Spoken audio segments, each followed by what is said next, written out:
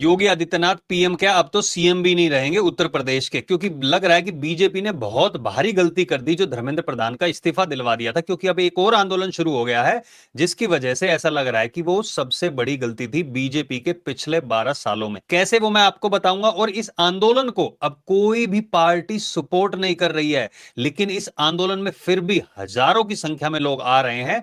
और किसी ने भी अगर इसमें हाथ डाला तो समझिए उसका राजनीतिक पत्ता साफ हो जाएगा। तो आखिर ये आंदोलन है क्या? और कांग्रेस को छोड़िए, आप अखिलेश यादव को छोड़िए, अब डर सता रहा है खुद बीजेपी को उत्तर प्रदेश में कि अब भाई योगी आदित्यनाथ, जिनको हम आगे चल के पीएम बनाने की सोच रहे थे, अब की बार उनके सीएम बनने के भी बहुत कम चांस रह गए हैं। जी, अब मैं आपको झूठी दिलासा नहीं दूंगा, लेकिन मैं अभी जो आपके सामने तथ्य रखने वाला हूं वो आप सुनेंगे तो आप हैरान रह जाएंगे कि भाई बीजेपी को कुछ ना कुछ इसके ऊपर जल्दी करना पड़ेगा। इसीलिए वो सारी पार्टियां बीजेपी को सपोर्ट करके जंतर मंतर पे बिठाया था, क्योंकि उनको पता था आगे क्या आने वाला है।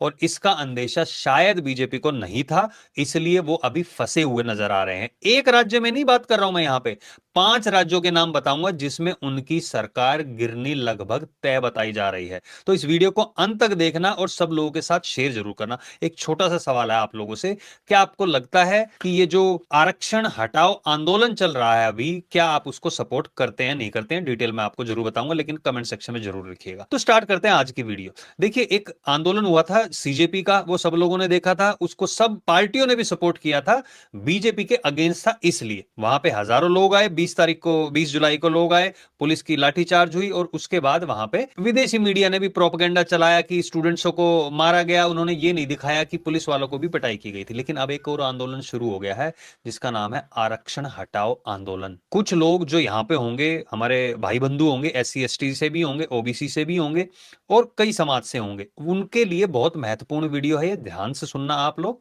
और आपको फैसला करना हो कि आपको आगे क्या करना है। जो ये आंदोलन का रूप लिया गया है, इस आरक्षण हटाओ आंदोलन का, ये इसकी परमिशन दी गई थी रामलीला मैदान में दिल्ली के, और बोला था कि भाई 500 लोगों के आसपास आए और 4 बजे तक ये आंदोलन की परमिशन थी। अब वो लोग पहुंचने लगे जंतर मंतर। आपने देखा होगा कि कुछ वीडियो सामने आ रही थी जिसमें वो लोग भारतीय झंडा, भगवा झंडा लेकर पहुंचे थे। और इसके पीछे के और भी कारण बताऊंगा मैं आपको। वहां पे पहुंचे थे, इतनी बड़ी लहर दिखाई दे रही थी, पूरी की पूरी ऑर्गेनिक। जबकि सीजेपी में तो भाई ये सारी पार्टियों ने जोर लगाया हुआ था, विदेशी फंडिंग भी आ रही थी, तब जाके 20 जुलाई को वहां पे इतने लोग पहुंचे थे। नहीं तो उससे पहले वहां पे कोई पहुंच भी नहीं रहा था। जब दिखा कि अब हाँ सेशन शुरू हो गया है संसद का, तब वहां पे अटैक किया गया था। लेकिन अब इस आंदोलन, ये आंदोलन सबसे पहले हो क्यों रहा है? इन लोगों की 5 मांगे हैं आरक्षण हटाओ। इसमें अजीत भारती भी है, एक हर्ष दुबे भी है। हर्ष दुबे को से भी बातचीत चल रही है। कुछ लोगों का कहना है कि हमने, भैया ये हमारा कोई लीडर नहीं है आरक्षण हटाओ आंदोलन में, क्योंकि ये मिल गया है उन लोगों से। किन लोगों से, ये भी मैं बताऊंगा। इन लोगों की 5 मांगे हैं और आपसे भी पूछना चाहूंगा, आप भी बताना कि ये मांगे सही है या गलत है। देखो, सबसे पहले इनकी मांग है कि आर्थिक रूप से आरक्षण होना चाहिए, यानी कि जाति के आधार पर नहीं होना चाहिए कि भाई कोई SC ST है उसके आधार पर नहीं, क्योंकि SC ST में कई ऐसे लोग हैं जिनकी कई पीढ़ियां इसका फायदा उठाती हुई आ रही है और उन्होंने लाखों करोड़ों की संपत्ति बना रखी है। अब आप एक एक पे तो वो नहीं कर सकते कि भाई तूने क्यों जॉब की, तूने क्यों जॉब की, और इसको आरक्षण मिला, इसको पढ़ाई में भी, इसको नौकरी में भी, हर चीज में मिला, और उसके बच्चे को भी मिला, उसके बच्चे को भी मिला। ये मैंने खुद अपनी आंखों से देखा हुआ है, इसलिए मैं ये नहीं कहूंगा कि ये बात गलत है। मैंने देखा हुआ है। एक का दादा था, वो भी भाई उसको SC ST होने के कारण उसको जॉब मिल गई थी, उसके बेटे को मिली, और फिर जो एक लड़का जो मेरे साथ पढ़ा हुआ था उसको भी नौकरी मिली थी सरकारी, इसी के तहत, ये आरक्षण की वजह से। और वो लोगों के पास बहुत पैसा था भाई, हमारे हमारे से भी ज्यादा था, मैं तो ये बताऊंगा। काफी ज्यादा उन लोगों के पास पैसा, मैंने खुद देखा है, ऐसी बड़ी बड़ी कोठियां खड़ी की हुई थी। तो ये जाति के आधार पर नहीं, बल्कि देखो, क्योंकि गरीब लोग हैं वो जाति देख के तो नहीं होंगे ना, कुछ SC ST में भी होंगे, कुछ OBC में होंगे, कुछ जनरल कैटेगरी में भी होंगे। तो इसलिए जिन लोगों की आर्थिक स्थिति सही नहीं है उनको आरक्षण मिलना चाहिए। मैं इस मांग का पूरी तरीके से समर्थन करता हूं। मैं अपोज नहीं करता हूं कि भाई जिन जो SC ST उनको नहीं मिलना चाहिए, नहीं।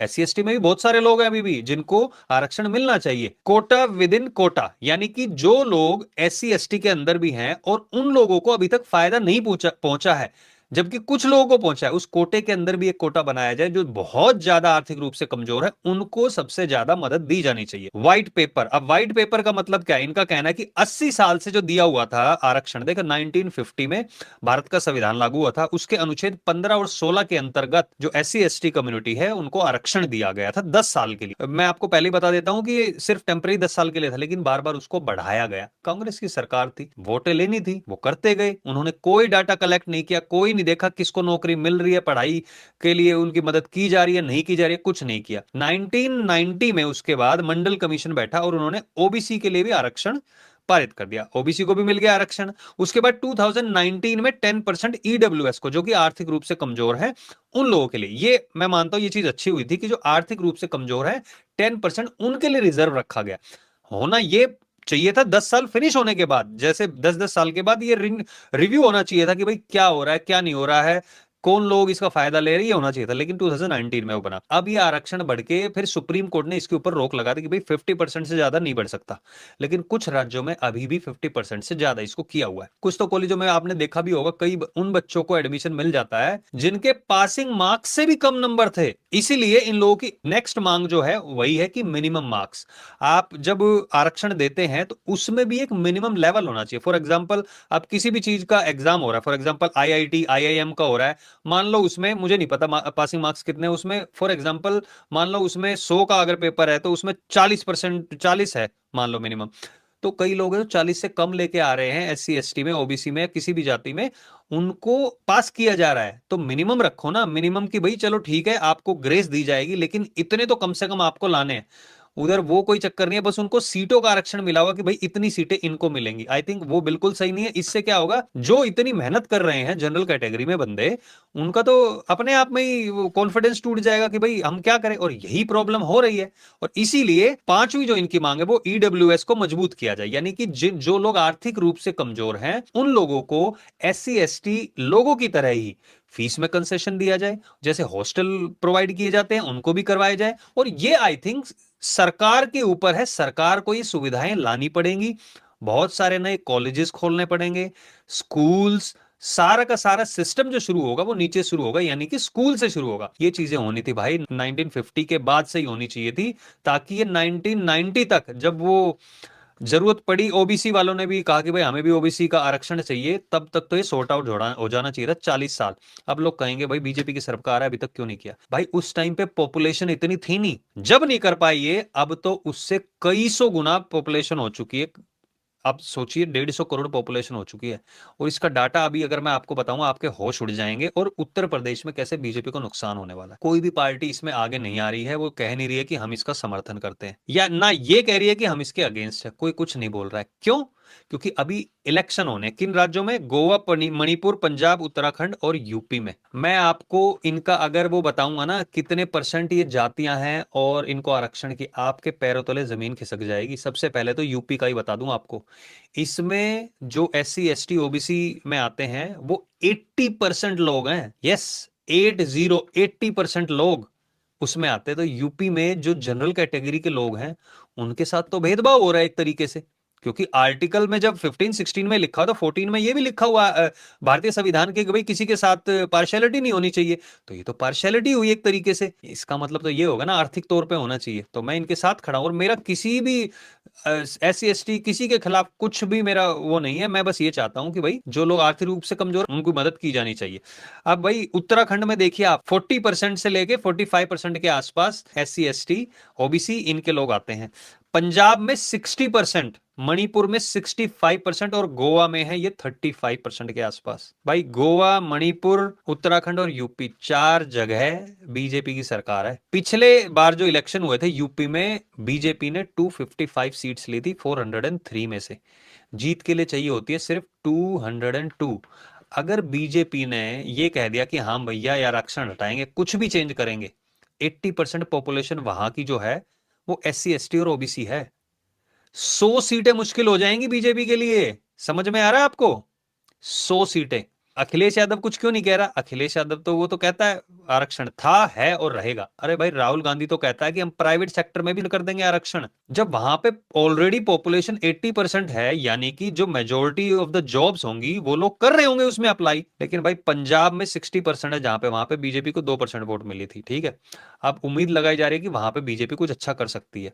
अच्छा करेगी तो मुझे लगता है अगर मिल के साथ श्रोमणी अकाली दल के साथ अगर वो करेंगे तो हो सकता है उनकी 30-40 तक सीट आ भी सकती हैं इस बार, और सरकार ये मिल के बना सकते हैं। लेकिन अगर बीजेपी ने ये कह दिया कि हाँ भैया हम इसका वो करेंगे, तो वहां पे पंगा हो जाएगा। तो आप सोचिए आरक्षण के नाम पर क्या गंदा खेल खेला जा रहा है, और कोई भी राजनीतिक पार्टी इन लोगों का समर्थन करने के लिए तैयार नहीं है।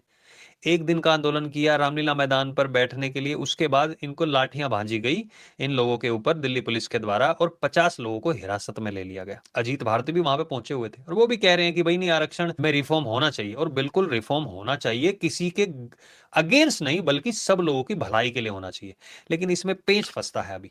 भाई अगर बीजेपी की तरफ से किसी ने भी कुछ भी बोल दिया, इसलिए कोई सामने नहीं आ रहा है, तो आप समझिए, मैं फिर से दोहरा रहा हूं, 100 सीटें मुश्किल हो जाएंगी बीजेपी की यूपी में। और अगर यूपी हाथ से चला गया ना, तो आप समझिए 2029 का चुनाव भी चला गया हाथ से। मैं लिख के दे सकता हूं, अगर नहीं जीती बीजेपी उत्तर प्रदेश में अब विधानसभा चुनाव में, तो आप समझिए 2029 में इंडी सरकार आ रही है। तो ये आप लोगों को भी डिसाइड करना क्या है। और ये लोग अखिलेश यादव, कांग्रेस, ये तो ताक में बैठे हुए हैं कि एक बार कोई कुछ बोले तो सही भाजपा का या कोई, और ये उसी चीज को यूज करेंगे। अभी तो इन्होंने वो चंदा चोरी का पकड़ा हुआ है, वो कह रहे हैं पैलेट गन मार दी, उसी को लेके कर रहे हैं। खुद नहीं बता रहे, वो वंदे मातरम का विरोध करे। भाई अखिलेश यादव ने तो बोल भी दिया है, उनकी पार्टी के उसके चाचा ने, हमारी सरकार आते ही जिन जिन लोगों पे मुकदमे लिए कराए गए हैं सबके मुकदमे वापस हो जाएंगे। जिन गुंडों को पकड़ा गया है, जिनके ऊपर मुकदमे हुए, वो फिर से बाहर आ जाएंगे। क्या हाल होगा उत्तर प्रदेश में, आप कल्पना भी नहीं कर सकते हैं। ऐसा बुरी हालत हो जाएगी। और भाई समाजवादी पार्टी के गुंडे तो खुद कह रहे हैं बाहर आके, एक बार हमारी सरकार आने दो, फिर हम इनको दिखा देंगे। इसलिए मैं कहता हूं सोच समझकर वोट दें। मैं आप लोगों से पूछना चाहता हूं कि आपको लगता है कि आप इस आंदोलन को सपोर्ट करते हैं, नहीं करते हैं? मैं फुली सपोर्ट करता हूं कि आरक्षण आर्थिक स्थिति के आधार पर होना चाहिए, हर 10 साल में इसका ऑडिट होना चाहिए। इतनी जल्दी चीजें चेंज नहीं होने वाली हैं, लेकिन चेंज वो होना चाहिए जो दिखाई दे। इसलिए प्लीज इस वीडियो को सब लोगों के साथ शेयर करें, जहां पे भी आपको आरक्षण हटाओ आंदोलन की वीडियो दिखे उसको शेयर जरूर करें, ताकि उन लोगों को सपोर्ट मिले, क्योंकि उनके सपोर्ट में कोई नहीं खड़ा है। सो कॉल्ड सीजेपी वाले वो तो बोल ही नहीं रहे हैं। तो प्लीज इस वीडियो को सब लोगों के साथ शेयर जरूर करना, और कमेंट सेक्शन में अपने विचार रखना। जो लोग नए जुड़े पहली बार, हमारे चैनल को सब्सक्राइब करें और फॉलो करें फेसबुक पे जो है। बहुत बहुत धन्यवाद देखने के लिए। जय हिंद, जय भारत।